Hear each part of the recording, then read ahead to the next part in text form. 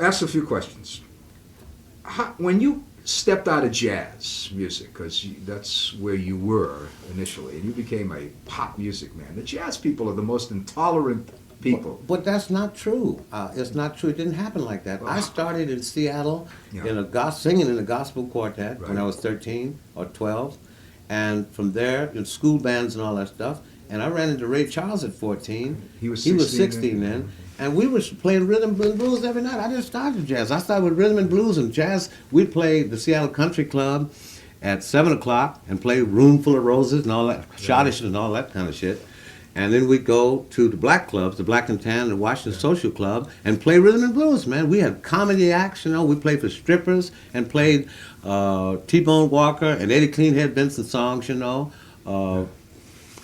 funk all night. I mean, we played. And that was in Seattle, huh? Yeah, one of the great black centers. Right. No, but it was though because it was at that time it was during the war, and it was where they had all of 9 Army camps and Navy bases and the Naval Ammunition Depot, and so all the sailors and soldiers were being shipped out to Japan there, and so it's an incredible port town, and so a lot of action was there. A lot of the great East Coast pimps worked there, and they shipped all in from the East Coast because there's more action going on anywhere. So Ray's band and my band. Bumps Blackwell's band, and it was mine later. We had 4 jobs a night, man. We had every job in town, and then we played 10 o'clock. We played the black clubs until about 1. Then we go down to the Elks Club and play bebop because you never get paid for that, So it was always an eclectic taste, always eclectic, I guess because of making the early records in jazz, they associate with a jazz thing. But my background was as much rhythm and blues as it was back. Well, I know the background, but then you kind of got shoved into that when you're as an arranger, yeah. So was there flack? Oh yeah, moved away because George Benson tells me that. Oh yeah, it's like a turncoat, like you're a traitor, and I don't care about that, because, I think there's nothing dumber than playing something you played 30 years ago over and over again, But I think I brought with me the same integrity that you have in jazz, and that's to have a line that you will not step past just for a record to sell. And I still think I have that. And it's the thing of making the best record you can with the most integrity, with the broadest possible audience, And I guess Thriller really was the epitome of that, When you got through at Berkeley and you went into New York for a very short period of time, they did some arrangements. But that New York jazz scene was incredible then, wasn't it? Incredible. 1950. Leonard Feather what do was you remember about that? Leonard Feather was the A&R man then. And we were going in, Oscar Pettiford was the one that said come. He had just had a hit on Perdido with a cello solo. And I was in heaven. He played the Blue Note, what's the Blue Note or something up in Boston. I forget the club, Columbus and Mass. The Columbus. Hi-Hat Club. Hi-Hat. That's Club. right. Thank you. Club. Thank you. I live right across the street from that. Yeah, Mass Avenue. Mass and Columbus, Mass right? Avenue, I live with Miss Jones there, Yes. $11 a week. And Pettiford, I went to see him one night. He said, I heard some stuff that you did for Basie. Would you write some things for me? And so I wrote 2 arrangements. And he said, great, I want you to go to New York. I said, you want me to what? And I went to New York and we recorded, and Mercer Ellington's company was Mercer Records or something. And Leonard Feather was A&R. That's when I first met Leonard, 1951. And that was New York the first time, and it's like a fairy tale. I mean, it's like nothing I'd ever seen. They were all there, weren't they? Everybody. Everybody. Charlie Parker. We went over to the Embers, and we hung out with Tatum and Al Hibbler. And we saw Bird. We went to buy Snookies, and Pettiford Group was working there. We went by the Blue Note. Monty Kay was managing that, and Billy Taylor and Mingus, and Miles came in that night. I met Miles, and he just heard a solo that I played on and I was freaked that Miles Davis even heard about me, I mean, I died, And he said he heard this record Kingfish, which was one of the first solos I did with Hamp's band. And I was trying to play like Miles, Everybody was trying to play like Miles because they couldn't play like Dizzy, so they tried to play like Miles. And you met Miles, I met everybody, Mingus, and I just couldn't believe it. Birdland. Was it like a community of musicians? Oh, yeah. I mean, everybody kind of... Yeah, and the clubs were all over the place, and somehow Broadway was about 100 times brighter than it is now. Now it's like a war zone. Yeah. And all the theaters, Joe, the Capitol Theater, the Paramount, there's Basie, and there's Duke, and Sarah Vaughan, and Billy Eckstein, and Stumpin' Stumpy, and Slappy White, Mom's Mabley. All over Broadway is just loaded with these live theaters and jazz clubs at night. And 4 shows a day, so it was like Disneyland. I mean, I was all day long, I was busy going to see bands. Basie, Duke, you know. That had to be such a heady Incredible, experience, yeah. incredible. I mean, I'm 19 years old. I was going crazy. I couldn't believe it, you know. And you just could never get enough, you know. And you listen when everything else was over. You go down to Birdland. You listen to Bird and Monk and everybody play all night, you know. And it was like being in heaven. And I think that somehow that we were lucky enough to have the best musical experience in America that you ever could have, because this is like the golden age, because to play with Lionel Hampton, to know what Bird is about, and Clifford Brown and Mingus and Monk and everybody, and Max Roach, and to still be around and working with Michael, you can't combine the eras like that I ever. want to get into that. Well, Joe, you know what I'm saying, man. Nobody can do that again, How do man. you explain you being able to come through all of this and be as much in demand and be as eclectic and be you must stand back every once in a while and say, Well, it's like a What like am a I dream. doing here? It's like a dream. Yeah. I mean, you know, it's a dream. You don't want to make too much noise because it may end. You know, because it is on paper. You know, on paper, you, Mo, or I are supposed to be in the business now. Yeah, we're not supposed to be around. Yeah. You know, because it's an 18-year-old's business. Let's face it. The cutting edge has always been that way. And I remember Nat Cole told me when I did a tour with him with my band in '59. We were broke, and Norman said we'd do 3 weeks of that in Europe. And we used to hang out every night. And he said, somehow it works out, Q, that you either get 5 years of a big spurt, or else you can take your time and just ease on down to 50 years and get bigger all the time.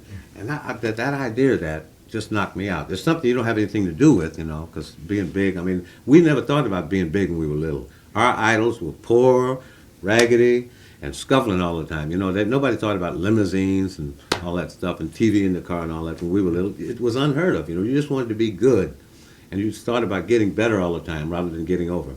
Never thought about getting over. And, you know, you see this happen today, you know. It's like a dream. Well, but you're the only guy. You're the only guy that has managed to cross this. When you think, starting with Lionel Hampton, how old were you when he 18, 19. snatched you out 15, of... yeah. 15, when he snatched you for the first time out of there, and here you are, my God, as active a producer and a Grammy winner as ever. Why nobody else? Why couldn't anybody else? I don't know. I don't know. I don't know. Yeah. I don't know. It's an incredible feeling, though. And then when I think about in '74, the first thing I thought about when I had the brain operation, when it hits you and you see that gold and yellow light, you know, which is checking out, really, you know that's what's happening. You say, you know, not now. I mean, please, not now. I mean, you'd always say that, I guess, but Kidada was only 6 months old. She had never called me daddy yet. You know, she couldn't talk. And I could feel that some nice things were getting ready to happen then. You know, you're just starting to understand life a little bit. And I think about now all the things I would have missed if I hadn't made it past 74. It would freak me out. You know, miss so many things. You know. The flowering, I mean, a real recognition. There was recognition before, but gee, that's what's happened in the last 14, 15 years. It's incredible. Yeah. But you can't ask any questions, so you just thank God for that grace. And I say my meditation and prayers every day, thanking for that, because I really appreciate every day now, every day. In a lot of the interviews I've done with Cy Oliver, with Hamp, I've asked the role of the difficulties of, even in the music world, even dealing with black bands, the difficulty of being black during that period. Did you face much of it? Are you kidding? I know you went to Europe, and the attitudes are somewhat different in No, Europe. that was totally different, because I went to Europe at the end of the experience with Hamp. I was with Hamp from '51 to '53. I came from the south side of Chicago. I mean, the heart of the ghetto in Chicago. We carried switchblades till we were, you know, since we were 4 years old, you know, to protect yourself. If you went from one neighborhood to another neighborhood, in all black neighborhoods, you got your butt kicked, you know.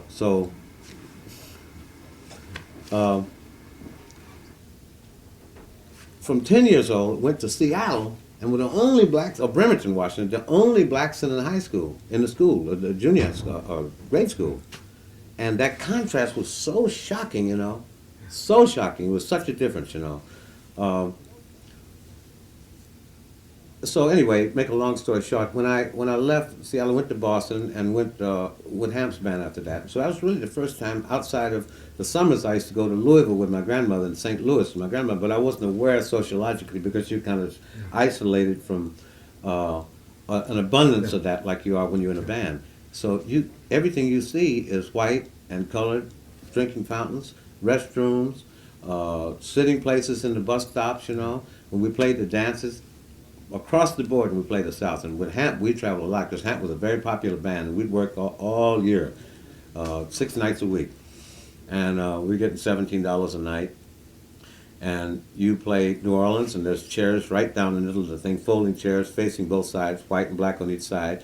You go play 27 dates in the Carolinas at warehouses and stuff, and the posters would say, they used a lot of posters in those days, $2.50 general admission, white spectators $1.50. Every night was like that. You see white spectators up top watching the black dancers down there. They weren't allowed to touch each other. It was ridiculous. White hotels, forget about it.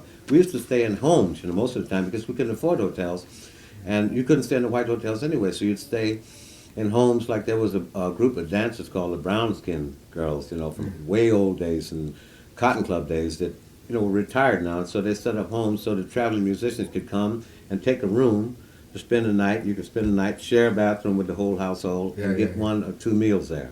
And that's where we stayed most of the time. We stayed at funeral parlors sometimes. Jimmy Scott and I used to stay in a funeral parlor in Newport News, Virginia. Did the guys in the band, was there anger about that, or was this an acceptance? Well, you accepted because it was a way of life and there was nothing to compare it with. But they always had a white bus driver for one reason. He was the one that had to go in and get the food in the cafes and do most of the advanced work, They'd have a white bus driver all the time. What Cy said, what Cy Oliver said, what bothered them was when the big white bands, the Miller and the Dorsey and Goodman, could go finally and settle in a hotel in New York play 2 months there. The Lunsford couldn't play there. We'd play the Apollo. Yeah, they just had to come in and out, but you couldn't get one of those plushy Pennsylvania hotel jobs, a Statler Hotel. It didn't exist. You couldn't do that. It didn't exist because our most settling experiences were the Chitlin circuit, the Regal in Chicago, the Royal in Baltimore, the Howard in D.C., and the Apollo in New York. But that's no big deal, because you have to run your butt off and do 6 shows a day, When you were traveling with that and you were playing in the early 50s, were you that much conscious of other kinds of music? Oh, yeah. Always was. Pop and R&B, you listened to a lot of it? Always. I was very intolerant then of anything that wasn't modern jazz, though. I was really militant, musical militant, Yeah. My heart was real eclectic, I liked it, but, once you focused on modern jazz, you were so myopic that you, in a way, were very snobbish, really, because it's very elitist kind of a situation, because, in a way, there was a feeling of a total rebelliousness that was very heavy with modern jazz. The whole movement of Billy Eckstine's band was like the spawning ground of the whole new turnaround in modern jazz. It was very revolutionary. And then when Bird came from McShann to the Earl Hines band, Dizzy from Cab Calloway to that, then they all met in Billy Eckstine's band with Sarah Vaughan and Miles, everybody. That was the band that turned everything around, where black musicians for the first time says, we don't want to be entertainers, we want to be artists. And we don't give a shit whether we dance. We don't want to sing and dance and entertain. We just want to deal with our art. But that brought a lot of consequences because, number one, the audience was not ready for that kind of advanced music.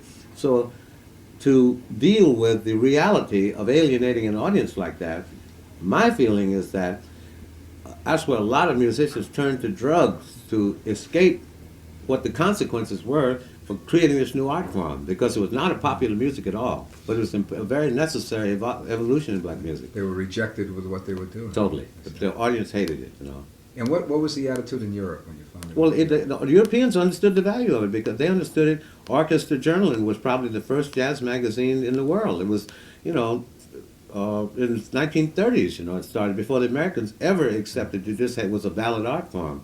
And Hugh Bonacieux and those kind of people in the Jazz Hot, and Charles Delaunay in Paris and the Swiss critics, they all understood that this was a very vital, the first American art form, but the Americans never accepted that. Even when we did the State Department tour in 1956 with Dizzy, we got more trouble from the people in USIS than we did anybody else because they really looked down their nose at us, you know. When we went to North Africa, the USIS, people thought Dizzy was a baseball player. They thought it was Dizzy Dean. They had not a clue of what it was about. And it was just probably a political move to have take some of the flack off of, you know, the Turks and the Cypriots and the Greeks and all that. We had to break up all those fights, you know. And I remember, never forget Dizzy, we were called back to the White House because it's a very successful tour. And Nixon was something there, the vice president or something, and Dizzy, he asked Dizzy, and I was standing right there, he asked Dizzy, was the tour fun? And Dizzy says, I've never had so much fun since I've been black.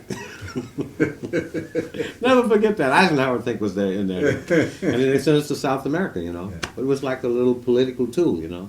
Were any of these guys tough to work for? Dizzy, Hamp, Basie, you worked for a lot of them. No, they were just beautiful. Different styles, each guy? Oh, just so beautiful. Basie was very laid back and mellow and easy. Hamp was energetic, but Hamp was like the first rock and roll band. Yeah. He really was. He was a rock and roll band, the first rock and roll band, before anybody. Because he always, to get that backbeat going, he was always out there to really get that crowd rocking and make them move. And he had a lot of modern jazz in the framework of that, but basically, he had a rock and roll mentality, a very creative rock and roll mentality, you know. And Dizzy? Dizzy, great, incredible. I mean, just beautiful personality and a born leader, you know. They were all beautiful.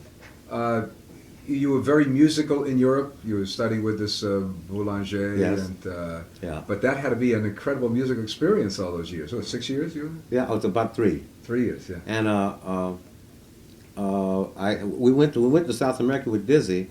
We went to Buenos Aires the first night, and we were late getting in, so the audience waited for us. It was cold down there, and I was really pissed because I had all my seersucker cute stuff because I thought Argentina was dudes rolling around in the Amazon with leopard skin suits on. You know, these guys looked like Germany. You know, it was cold with overcoats and all these Italian-looking dudes. You know, I was so shocked. You know, because you know we have a strange sense of the world in those days. And we after we played the concert, Joe, the whole band went to this beautiful club, and there was a trio there, a 6-piece band, and all of a sudden the leader of that band saw us coming in and went to tell the owner to put everybody out. You know, they sent champagne over, and they called up the rest of the people that ordinarily plays as a big band. It was Lalo. Oh, God. Yeah, it was like little Lalo, you know.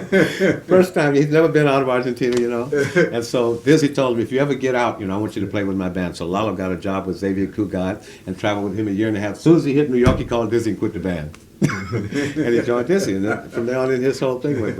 And he told me about Bossa Nova, and because we went to Brazil, and I think that Dizzy was the one that really inspired the total culmination of Bossa Nova, because he played with a rhythm section there, a samba rhythm section, and down front was Astrid, Joao, and Jobim. Teenagers, you know, like 15 and 16, you know. And Desafinado we got right after that, Dizzy cut it. And Lalo told him about that.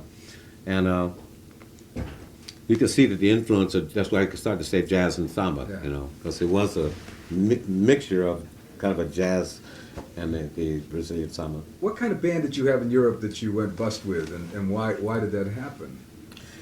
We went over there basically to be the band. This was one of the first times that they incorporated a band in the actual, on the stage, in the action, in costume, as part of the show. For Free and Easy, which is a remake of St. Louis Woman, and Harold Arlen and Johnny Mercer. And they were going to revive this show, and they had this director, Bobby Breen, who did Porgy and Bess. And so my band was going to be featured in this thing, and I had the cream of the crop, you know. The plan was to go to Europe and play Brussels and Holland, and then go to Paris, and then meet, we had Harold Nicholas featured there, and we were supposed to meet Sammy Davis in London. And Sammy's going to come back, and we were supposed to work Broadway 2 years. Well, the Algerian crisis was in Paris, and nobody came to the show, and the show folded. We never got to Sammy, and so everything folded. My whole little dream just fell apart. And we had Clark Terry, Phil Woods, Mel Bliss, the best musicians in the world. Jimmy Cleveland, you know, best musicians in the world. And I was an idiot, you know, and I said, I don't care, we got a good band, we're going to make it. And so Danielle Filipaki, we know. Danielle and Frankton know. They said, well, I'll tell you what, we'll start out. We got 2 concerts for you right away. A midnight concert in Paris. And it was such a success, I lost my head, you know. And so they said, okay, guys, reality is the plane, guaranteed transportation, leaves tomorrow. This was after our concert at midnight. Are you kidding, man? We could take over the world, right? And the plane left the next day. I said, holy shit, we're over here alone with no way home, you know? And we stayed 10 months. 10 months. We just went and scrounged around in Yugoslavia and Spain, everything, in Germany. It was an incredible experience. So. Well, after that, when you came back, here you with all these great musicians, studying all this stuff, and then you became an A&R director of a I had to, company. because I was broke. I hocked everything I had, my publishing companies, and Irving Green said, well, I know you're in trouble. And Irving Green was a tremendous help during that time. He saved my life. In Turku, Finland, I was ready to commit suicide. And Irving called me that night and said, man, it's going to be okay. And he'd help us get uniforms and send over some money for that, you know. And he was just such a great friend. And when I came back, you know, he said, I had done some work with Mercury, you know, with Dinah Washington. He said, come and be an A&R man here for a while, and you got a home here, you know, to get it together, because I had to pay 7 years of debts off, you know. And he took me under his wing and says, I'm going to show you the record business, you know. And then he made me vice president of the company. He said, I'm going to show you what the record business is really all about. And everywhere he went, man, was Greek pressing plants, man, the merger between Simeon Electronics and Philips. Every meeting, Irving took me to everything. Everything. When the father saw the first cassette ever made in Eindhoven, Holland, with the scientists in that building, you know, research building, he said, what does that look like, Q? I said, it looks like a little piece of tape. He said, going to revolutionize the record business, and put it in his pocket. The pink prototype of the first cassette ever made. And we saw the first video cassettes, a video disc in 1963. He said, we're not putting this out for 20 years, you know, because Philips is a serious company. Sure. And we'd go to executive kind of training things and meet with all these guys, and he'd let me understand what happens, because I used to think that all record people used to just get together, maybe they do, and say, how do we get the artist every day, you know? Most artists think that, you know? Yeah, yeah.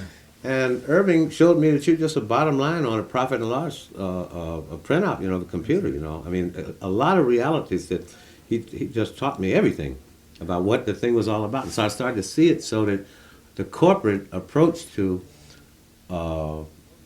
a business that's a very creative business, you know, that he help you see the anatomy of it, and an X-ray, it takes the fear away, you know, because you start to understand what it's all about. So I don't have corporate paranoia, you know, because, you know, corporate structures are about a group of people, you know. And one of the biggest lessons I ever got, though, because then I really started to understand what makes everything tick. And I started to really get a picture of what it's all about, you know. Because the record